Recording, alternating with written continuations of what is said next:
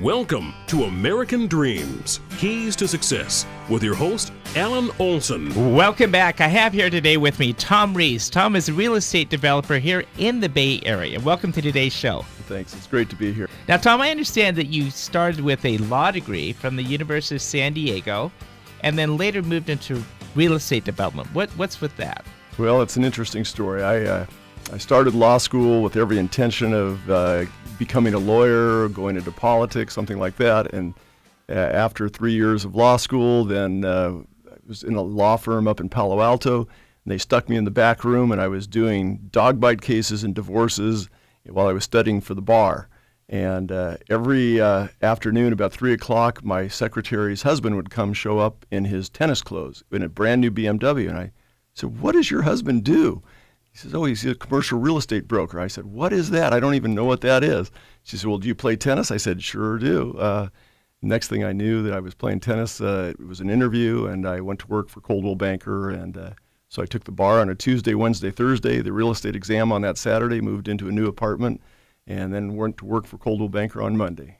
Give me the time frame. What year was this? That was 1979. 79. The Silicon Valley was still in its infancy. Interest rates were 18%. Silicon Valley was just in its very beginning stages. That's true. As you moved into the real estate industry and saw what was developing, then you were at Coldwell Banker, and then what happened? Well, it was interesting. I brought a lawyer's mentality to the real estate business, and as a broker, you're trying to make transactions happen. And I brought a lawyer's mentality, and so for the first 67 tries, I couldn't make a deal because I would win a lot of arguments but couldn't make anybody come together. So finally, there was this little old fellow who wanted to have a barber shop, and I wanted to have that shop in a downtown office building high-rise that was being developed. And long story short, we worked on trying to get both sides to come to agreement and came at it from kind of a win-win philosophy, and that really became the essence of what became my business philosophy from that point on, getting two sides to agree where both sides won. So how did you get into your own business, Reese Properties, and make that, saying, "I'm ready to put my own shingle out"? Well, it happened over, of course, a number of years, a number of successful years in brokerage, from leasing to investment sales. And then I went back to Washington, D.C. in 1987 and did some venture capital. And we won, we got involved in the FCC's cellular telephone licensing process, had two different licenses that we won, and I returned 64 times my investors' investment in 3 years. So I had a following of investors. And I came back 3 years later to California, had the first dollars in my pocket, $1 million, and bought my first building. That was the beginning. I had 24 hours to buy a foreclosure, basically. 24 hours? 24 hours. It was fortunately a building that I had known a decade earlier, had brokered it, so I knew a lot about the building and was able to take that leap. But that was really the beginning of my entrepreneurial real estate program. Now, you say you own 650,000 square feet of lease space today, and well, it's not quite that large, but we own a number of buildings, and we have Google as a tenant, and we have some Class A office buildings in downtown Mountain View, and in Mountain View, that's the backyard. I like to be within a few minutes of where I live so that I can drive by and see the buildings that we own and operate. And Google's a tenant then, huh? Google's a good story. We have a building that they approached us in 2001, and Sun Microsystem was our existing tenant. And this startup company by the name of Google offered us $4.50 a square foot. They needed space. They needed to have it right away. And they offered us options and warrants in their stock. And long story short, we couldn't get Sun Microsystem out fast enough, and they went someplace else. So your claim to fame is you're the realtor that denied Google exactly space the first stock building, and options. Their first building, it would be worth umpteen million today. Oh my gosh! Then Sun Microsystem had a kind of an imploding, and a year and a half later they vacated, and the building then sat vacant for 5 years. Google has now come back to the building, and now they're paying me like 67 cents a square foot. A sixth of what, the seventh of what they were offering a decade ago. That's a good story. We need to take a quick break. Okay. We'll be right back after these messages. Great.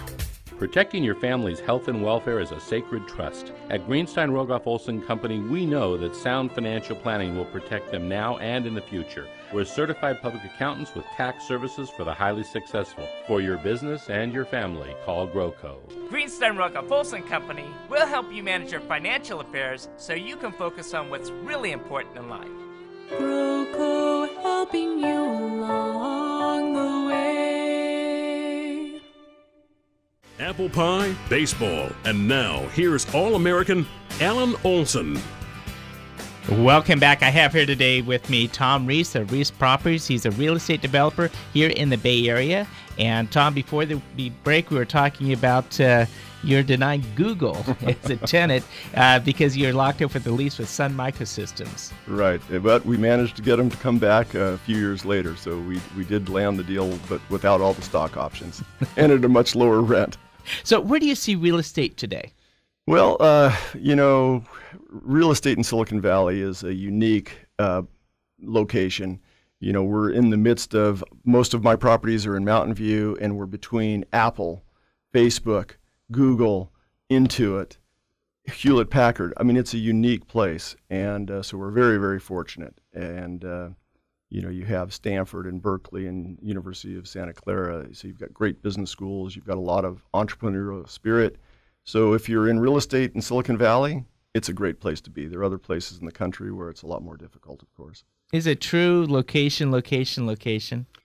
Well, yes, location. If you have a prime piece of property in the long run, that will work out really well. But there are, of course, other components such as financing, the amount of leverage. One of the questions that, when you buy real estate is, one of the great things about real estate is it is one of the last bastions of laissez-faire economics, meaning that there are not a lot of rules that dictate what you do. You can buy a piece of property without debt, or you can buy it highly leveraged, or at least you used to be able to use a lot of leverage. The banks and the financial institutions are a lot tougher today.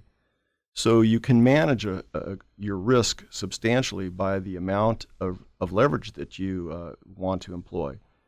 If you buy something all cash, there's a lot less risk, obviously. And then, of course, location, and then the nature of the tenancies that you have. There was a saying that said that if real estate were any easier, everybody would do it. If it were any harder, no one would do it. And so it really is a function of how hard you want to work and the effort you put into it. So that's what I love about real estate, is that it's a function of your efforts, and the rewards are commensurate. What's some of the key factors when you're looking into purchasing real estate? In other words, let's just take it off from the point of, how do you decide how much debt you want to put into the property? Is it your decision or the bank's?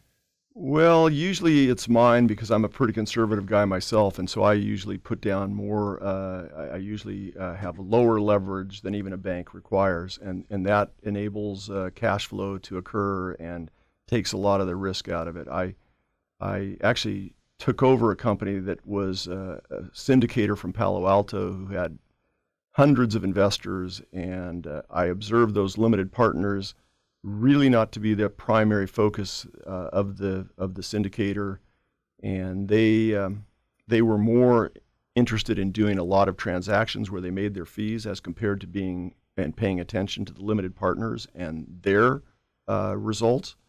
And so, having fallen into taking over basically a bankrupt developer or syndicator out of Palo Alto, that defined largely how I operated, which made limited partners and my tenants my primary objective in taking care of them, providing them with service, and giving them great returns. And that's my business model. Were you careful on who you chose as your partners coming in? To some extent, I had no choice. I inherited about 300 partners when I took over this company's some of the properties that the company controlled. So property management, getting these up and running, a lot of work today, or? getting filled, or how is the market? Property management is an interesting thing. It is. I've had third-party property managers manage my properties, and one company was almost parasitic. They almost bled me, not enough to kill me, but just enough to make me pretty sick. And then I decided to do my own property management, and the key to that was really hiring great people and really being in relationship with the tenants and taking care of their needs as quickly as possible. Tom, we need to take a quick break. Great. Can you stay on for another segment here? Sure. Okay, we'll be right back after these messages. Nothing's more important than spending time with your family. At Greenstone Rogoff Olson Company, we're trusted advisors to the highly successful. Our goal is to help you find the right strategy to protect your wealth for yourself and those you love. Kids, why do I feel like I've just had an audit? As trusted advisors to the highly successful, we'll make sure that you don't lose your shirt. Roco helping you along the way. Apple pie, baseball, and now here's All-American Alan Olson. Welcome back. We're here today visiting with Tom Reese of Reese Properties. He's a real estate developer here in the San Francisco Bay Area, and one of his tenants happens to be Google, and we were talking about the story about how he transitioned from being an attorney into a real estate developer. So picking up from here, where do you currently see the economy, the real estate market here? Well, after the implosion of residential real estate in '08, the banks and the lending institutions, the financial institutions, we're in a pretty serious bind, and we seem to be emerging from that somewhat. Commercial real estate, to some extent, was hit less than the residential market. I think probably because of the underwriting requirements for financing, there was more due diligence on the part of lenders to make sure that debt service ratios were intact. And, interest rates have been great for the last number of years, and that helps cash flow. So commercial real estate in many parts of the country, especially the coasts, is stronger than some of the center of the country locations. But I think that given the amount of debt that this country has, $15 trillion plus or minus a trillion here or there, at some point, the country is needing to deflate the currency, and real estate as a hardcore asset, bricks and mortar, is probably a very good long-term investment. Okay, I was with a friend last week up in San Francisco, and he said that Salesforce.com was just expanding like crazy into the south of market space, and that was combined with all these biotech firms expanding. He says that they're just running out of space there. What's it like down in Silicon Valley, in Mountain View, where you're at with the Google? We haven't had any vacancy for a number of years, so I am always aware through brokers and through my own tenants what the state of the world is, but clearly we could push our rents if we had vacant space significantly. Rents could be, in Palo Alto, they're $10, $12, $13 a square foot triple net for Sand Hill Road properties and so forth. But rents have significantly increased in the last 2 years, and there's a premium right now on Class A space. And interestingly enough, there's a premium on larger space right now. So the Silicon Valley real estate is very healthy right now. We were looking at buying a building in downtown Los Altos, and we're willing to pay over $500 a square foot, and it was vacant. It was going to be vacant at closure. And so you're a buyer of real estate in this market, bullish on the market then. Well, actually, no, I'm a little more conservative. I'll wait for the next dip. Okay. And then we'll be buying more significantly, I think. Mm-hmm, mm-hmm. So if you were to with the assessment of the economy, it looks like your feeling is that we're in a robust economy. Are we? I think Silicon Valley is very robust. I think that with the IPOs, with Facebook coming online, and a few other significantly well-known companies linked in, this is a great location to own real estate. Yes. So now, going full circle, you started this back with your secretary's husband playing tennis. Do you play tennis a lot now? I still do. I still play Okay. tennis several times a week. Okay, so it's true. If you manage it right, it can be a job that has. I'm sure that there's a lot of things that you have to look after, but eventually a well-run machine. Well, I came here. I had breakfast this morning with a tenant of mine. Okay. He runs a financial advising firm. Great guy, and I have relationships with my tenants, and I think that that's very important. It's not.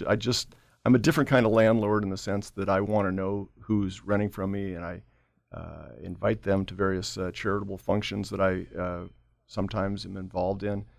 And I think that it's not always, at least in my world, I don't believe it's always about getting the highest rents, but it is about being in a relationship. And that's just a personal philosophy that I have in terms of how I run my real estate company. And the other key, of course, is having great people in your company that I just came back from 2.5, 3 weeks in Africa, and I didn't take a cell phone or a computer. And so I have a great staff, and I'm appreciative of that. Now, how was the Africa trip there? It was spectacular. There were a lot of things that came out in terms of that apply back to Silicon Valley when you actually see animals surviving. That their survival focuses on how they focus. The same is true here in Silicon Valley. You have to focus and you have to achieve. So it was a great trip. So we have coming up right now the presidential primaries going into the election. What side of the fence do you stand on?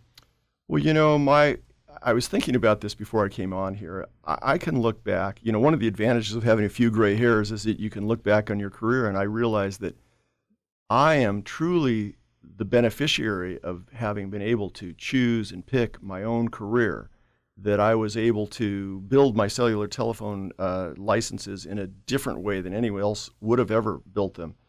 And so I can look and see that I had the benefit of being able to be free and to choose and to be creative, and that as an entrepreneur, my experience is a total reflection of that philosophy, and I've been the beneficiary of that. And so I clearly come down on the side of that I want my children and their children. I just had my first grandson 7 months ago. I want them to be able to pursue a career that they choose and to do it in a way that they creatively envision it. And then maybe it won't work out. Not all of my ventures were successful, clearly, but the failures gave me the opportunity to rethink and start over. So I clearly I happen to be a supporter have been involved in the Romney campaign. I think he is the right man. Politics have gotten so fractionalized, polarized.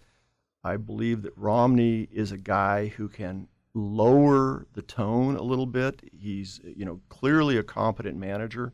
We don't need all the social agendas that are being riled up. I think that he could manage this economy, help us deal with our national debt, and I believe he is a man of integrity.